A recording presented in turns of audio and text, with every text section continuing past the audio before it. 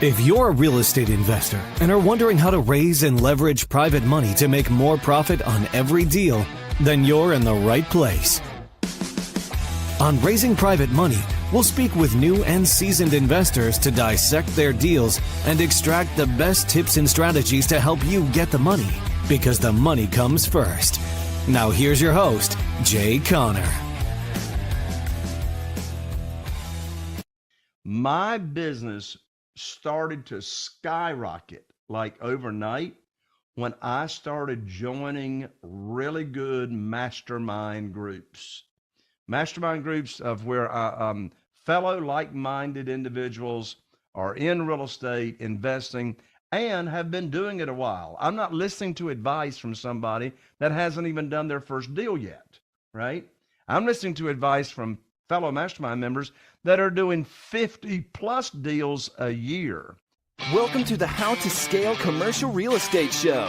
Whether you are an active or passive investor, we'll teach you how to scale your real estate investing business into something big. Jay Conner has been buying and selling houses since 2003 in a town of only 40,000 people, with profits now averaging $78,000 per deal. He has rehabbed over 475 houses and been involved over $118 million in transactions. Jay, you've been on the show before. It's really great to have you back for round two. Thanks for coming on today. Sam, thanks so much for having me back, talking about my favorite subject and topic, and that's private money and private lending, because quite frankly, that in and of itself has had more of an impact on our real estate investing business ever since 2003. Absolutely, Jay. I ask this question to every guest that comes on the show, and so I have to ask it for the listeners maybe that didn't hear your first episode. In 90 seconds or less, where did you start? Where are you now? How did you get there? So where did I start? I grew up in the housing business with my dad, Wallace Conner, and at one time he was the largest retailer of mobile homes, manufactured housing in the nation. Wow. So I grew up, being around a family that helps people own a home. So in the early 2000s, the consumer financing for that product went away across the nation. And I knew if I ever got out of mobile homes, I wanted to get into single family houses. Now I've done commercial as well. I've done condominium developments and shopping centers, but my focus has been single family houses. So how did I get to where I am today? Well, I'll tell you in short. From 2003 to 2009, I relied on institutional money and local banks to fund our real estate deals. And in 2009, January 2009, I had a rude awakening. I was on the phone with my banker, and I learned that my line of credit had been closed with no notice, January 2009. I'd done a ton of deals with my banker. And of course, during that time, they were not loaning out money to real estate investors anymore. So I knew I had to find a better and quicker way to fund my real estate deals. So right after that, I was introduced to this concept of private money, private lending, self-directed IRAs. I'd never heard of any of that stuff. And so in less than 90 days, I raised $2,150,000 in private money and lending from individuals through connections that I have and had. And since that time, I've not missed out on a deal for not having the money. That is fantastic. It $2.15 million in less than 90 days. Yes, you had the contacts to do that. But what did you have them invest into? I mean, it's one thing to go out and say, hey, this is the thing we're doing, but where did that money get deployed so rapidly? In single family houses. So I had houses under contract to buy and close on before I knew that, that my line of credit had been shut down. And so, but I only needed $500,000 or so to take those houses down. So the other $1.5 million, we started putting to use on other deals that we were negotiating on, over that 90-day period. Got it. One of the things I think that you've always stressed to your lenders is they are direct investors. Their name is on they're not just a promissory note, but they hold the deed of trust, or I guess, depends on what state you're in. I'm not sure how North Carolina does it, or the mortgage. Is that still the case today?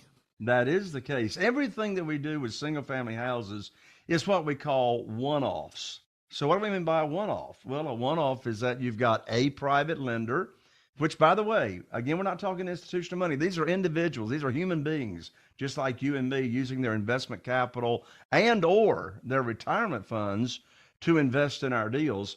And so you have a private lender or maybe a couple of private lenders that are funding a single family house. And as you said, they get the same protection as a bank. Right. They get a promissory note. They get the mortgage or the deed of trust here in North Carolina that collateralizes that note. So we're not borrowing unsecured funds. They get named as the mortgagee on the insurance policy. That's another layer of protection. We name them also as additional insured on the title policy. So we give them the same protection as the bank. So the private lenders are not having any kind of equity position. It's not joint venturing. The private lender acts in the same capacity as the bank, and it is our entity, our company, that owns the properties. Right.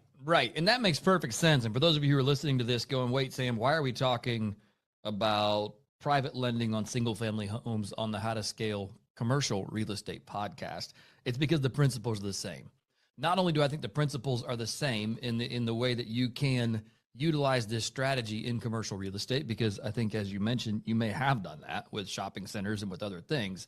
But it also could give you something else in your tool belt, another way to think about how to take down a deal, because there's not a one size fits all approach to how we finance and take down assets, even on the commercial. And I think even especially on the commercial real estate side, where you get into some very, very creative financial structures. So this may be just one more thing in your toolbox that you can go, oh, here's a way I can plug somebody in I know that has a lot of capital that maybe could help us get this deal done. So very cool. It sounds to me, when you mention all of this, like you have to have a great team behind you that is able to get all these I's dotted and T's crossed. Otherwise, this becomes an administrative nightmare. Absolutely. The team is so important. So who are the team members? Well, first of all, it's my opinion, you're not really in business as a real estate entrepreneur or investor until you have a relationship with an excellent real estate attorney. As a matter of fact, our real estate attorney is right next door, down the sidewalk about 10 feet. So that's pretty convenient. I've been using the same firm, the same group of people ever since 2003 when we started. So we got a long history of relationships there. So the real estate attorney is important. I am not a realtor. I don't want to be a realtor. But my relationship with my realtors are very, very important. My primary realtor that I've been doing business with, that helps me find deals, pulls all my CMAs for me, comparative market analysis, gives me opinion on value. His name's Chris. We've been together doing this thing ever since 2004, the second year that I started. And so the realtor relationship is so important. And then, of course, my team members. I've got a full-time acquisitionist that's been with us for 18 years. But what in the world is an acquisitionist? Acquisitionist negotiates the deals. I make the decisions, based on what I want to offer on properties and et cetera. And then I've got my project manager. So I have two project managers that oversee the houses that we're doing on rehabs. So they go out and they estimate the repairs and budgets when we're actually rehabbing a house. And by the way, as a side note, private money is not just for rehab business. Private money is when the seller of any kind of property requires all the cash. Now, of course, we're familiar with all kinds of creative ways to buy houses and commercial properties and et cetera. When you're in the commercial space, of course, self-storage and all that kind of stuff, very popular to have seller financing, take back a note. With single-family houses, we will, buy houses sometimes subject to the existing note where the owner agrees to sell us their property and we agree to make the payments on their current mortgage and leave that in place. But at the end of the day, and Sam, I think you will agree, at the end of the day, particularly in the world of single-family houses, most of the time, as in 87% of the time to be exact, the seller requires all the cash. So having the cash ready to go is going to allow you to make more offers and not miss out on any more deals. But back to the team, acquisitionist is very, very important. And I have a full-time personal assistant that runs my calendar, schedules my appointments, and etc. But let me go back to day one. It didn't start out this way. Day one. I mean, Jay Connor was running around with his hair on fire, 60 plus hours a week, trying to do everything myself. Mm-hmm. And I learned a very, very important lesson. You cannot scale. You cannot grow if you try to do all this stuff on your own. So I set out on a quest after I'd been in this business for about 3 or 4 years to start automating, delegating everything that I can, and to only be involved in the activities in the business that I really enjoy. Right. So today, what do? Well, I make decisions. It's my job to make sure the marketing machine with motivated seller leads are coming into the funnel every day, every week. Because I say, if you don't have consistent leads coming in all the time, you're not in business, you got a hobby, right? So I make sure the marketing leads are turned on. And another important part about communicating with my team is the proprietary software that I use, communicating with the entire team as to where we are with any given deal. That's why, with the team in place and our software of communicating with each other, regardless of where that deal is in the pipeline, that's how I'm able to run this business in less than 10 hours a week. Right. And that, yeah, you've hit on the team systems. I mean, that stuff takes time to build, and it goes back to the 7 habits of highly effective people. I think I'm thinking of the third. Oh, what is the third chapter where they talk about not efficiency, but it's something along those lines where they have the matrix where it's urgent, not urgent, important, not important. Oh, right. You know what I'm talking about? Where it's like most people spend like 80% of their time in the urgent, important category, which is crisis mode. That's right. Where we need to be spending the inverse, 80% of our time in the not urgent, important category. That's right. Well, if you're in the reactionary mode, right, versus focusing on growing your company and making it better and putting systems in place, then your company's never going to grow. Right. If you're in the reactionary, box. Does building team and system, does that come naturally for you, or is that something you've honed over time? I'm sure I honed that over time. I didn't get a college degree on how to build a team and grow system and put systems in place. That'd be a great degree, but I tell you, I tell you how all that did come about very early on, and this right here is very, very important advice that I would give to any real estate entrepreneur, whether you're brand new or you've been in it for a while. My business started to skyrocket like overnight when I started joining really good mastermind groups of where fellow like-minded individuals are in real estate investing and have been doing it a while. I'm not listening to advice from somebody that hasn't even done their first deal yet, right? I'm listening to advice from fellow mastermind members that are doing 50 plus deals a year. So I can't recommend that strong enough to get involved in a group to where you can really learn from and contribute to your fellow mastermind members. Right. No, that's really, really powerful. I like that. So we've talked a bit about team. I like the idea. We talked about this a little bit off air. I like the idea of debt. And this is just, again, full disclosure here on my own show, which is that I don't love raising capital. It's not something that comes to me and I'm like, man, like you said, find team members that love doing this. That's not what I love doing. Just because of the amount of work that goes along with it. One, you're now married to that investor for 5 to 8 years, potentially, answering questions, fielding emails, responding back. I'm not an amazing communicator, Jay. It's not something, again, like, outside of the podcast, My wife handles all outbound family communications. Like, I don't know, if you want to know something from our family, you got to talk to my wife, because I'm just going to do, like, that's where I specialize is doing. And I found that one of the shifts that we've made strategically is that we take on a lot more debt. It's short-term debt now, similar to a private lender. And in fact, it is private lending on a lot of deals where it's debt as opposed to raising equity. And I found that to be really powerful. One, because it ticks all the boxes for me personally, where I now no longer am, and beholden is too strong of a word, but I'm no longer responsible, I will say, to those people that gave me the money, because there's great responsibility when you have equity investors. And as long as I'm making those payments back to those lenders on time, they don't give a rip what I do in my day in and day out. And so it alleviates that communication, kind of hang up that I have. So I don't know. What are your thoughts on that when you hear that? I mean, for me, it's just a strategy we're employing more and more, and I'm really enjoying it. Yeah. Well, let me comment on what are the activities that we do to raise private money.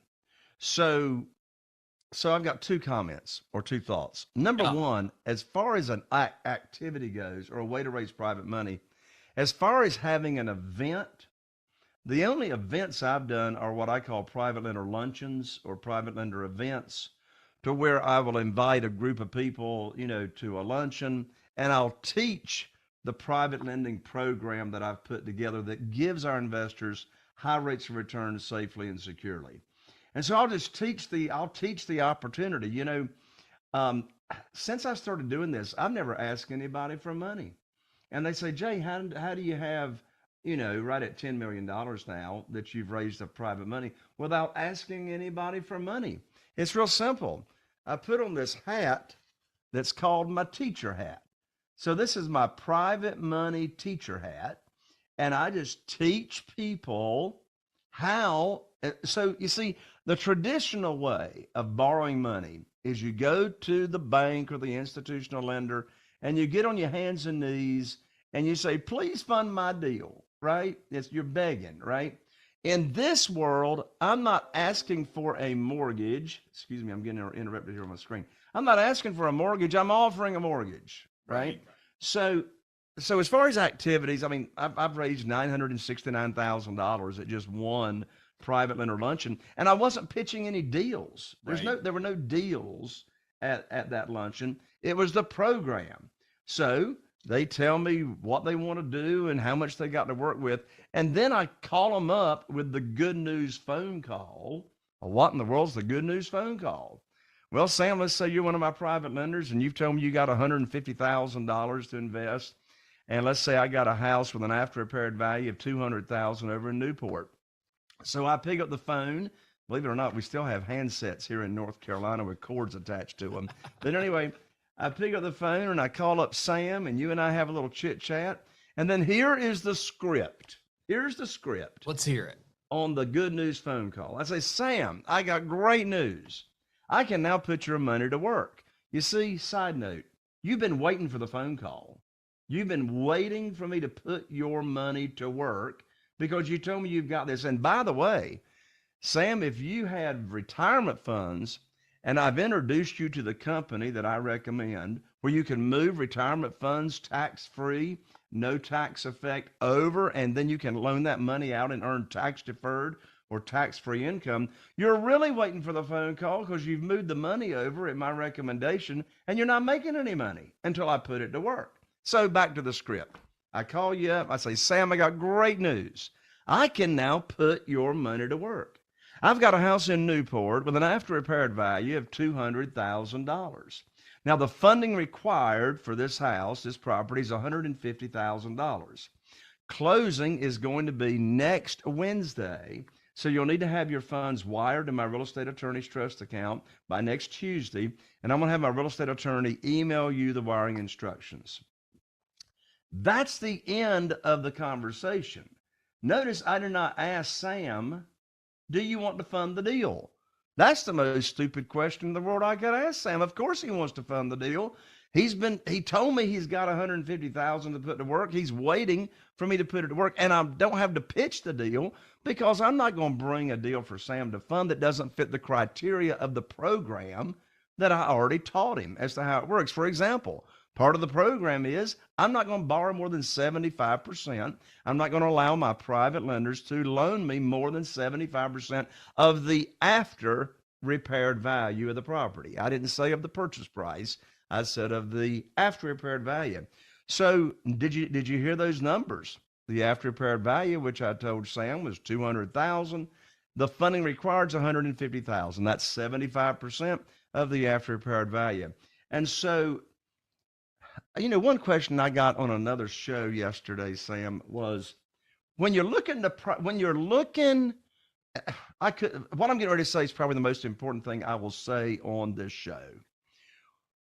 One question I got yesterday was, Jay, when somebody's looking to start raising private money and they've never raised it before, what's the first thing they should do? I said, that question is easy. The first thing they should do is get their mindset right. It's hard to own real estate until you own the real estate in between your ears. So what do I mean by that? How do you get your mindset right? It's this whole idea of you're not asking, you're not begging, you're not chasing, you're not selling, you're not persuading, you are educating. You're an educator. Of my 47 private lenders that we've got right now, not one of them had ever heard of private money or private lending until I educated them on what it is. All my private lenders, none of them are sophisticated. They're normal people, just like you and me. By the way, where's a great place to start making your list as to potential private lenders in your world? Retired people. There's a good chance retired people have got retirement funds, and now you can educate them on what self-directed IRAs are. Not one of my 47 private lenders had ever heard of what a self-directed IRA is. And so over half of our private lenders are using their retirement funds to invest in our deals and be our private lenders. So that's the first thing. You're an educator. Right? Sometimes people say, Jay, they may not say it directly, but if they've never raised private money, they got a fear of rejection. Here's my question. How can you be rejected if you're not asking anybody for anything? That's a very, very good point. It goes, the other way to look at that is the answer is always no. It's no before you ever made the call. So if it doesn't work out afterward, where are you? The same place you started. It's like. By the way, there's a really good book I recommend, and the title of it is Go for No. Have you ever heard of that book, Sam? No. You haven't heard of Go for No? Man, I was going to look over there on my shelf and just see if I had it handy. It's a really, really thin book. You can get it on Amazon, but quick read. But the premise of the book is don't go for yes. Go for no. Go for no. Right. And it's just a whole reframing of how you get a bunch more yeses when you're going for no. I love it. Jay, you had one other thing that you wanted to give away here to our listeners today, which I think will be of value. How do they get that? Absolutely. Yeah. So the first time I was on your show, I gave away my ebook, but now we're taking it to the next level. So here is my recent book, Where to Get the Money Now, and subtitle, How and Where to Get Money for Your Real Estate Deals Without Relying on Traditional or Hard Money Lenders. You can't even get this as an ebook to download. I'll actually mail this to you, priority mail, 3-day priority mail. I'll autograph it and just cover shipping. And so here's the URL to get this book shipped out to you right away. www.jayconner.com/book. That's jayconner.com/book. I'll rush it right out to you. It walks you through, easy read, step by step, how to get all the money and funding for your real estate deals you would want. And by the way, as Sam said at the beginning of the show, the principles are the same, whether you're raising money for commercial or you're raising money for single family. Thank you, Jay, for coming on the show today. I certainly appreciate it. It was great to have you back on, and thank you also for that giveaway there to our listeners. I myself will end this call and probably send the book to my house because you never know what you're going to learn. So get the book if you're listening to this show. I'm sure it's packed full of great stuff. And Jay, thank you again for your time. Thank you, Sam. God bless you. Hey, thanks for listening to the How to Scale Commercial Real Estate podcast. If you can do me a favor, and subscribe and leave us a review on Apple Podcasts, Spotify, Google Podcasts, whatever platform it is you use to listen. If you can do that for us, that would be a fantastic help to the show. It helps us both attract new listeners as well as rank higher on those directories. So appreciate you listening. Thanks so much, and hope to catch you on the next episode. Are you feeling inspired by the knowledge you gained in this episode? Then head over to jconner.com/moneyguide. That's jconner.com/moneyguide and download your free guide that shares 7 reasons why private money will skyrocket your real estate investing business right now. Again, that's jconner.com/moneyguide to get your free guide. We'll see you next time on Raising Private Money with Jay.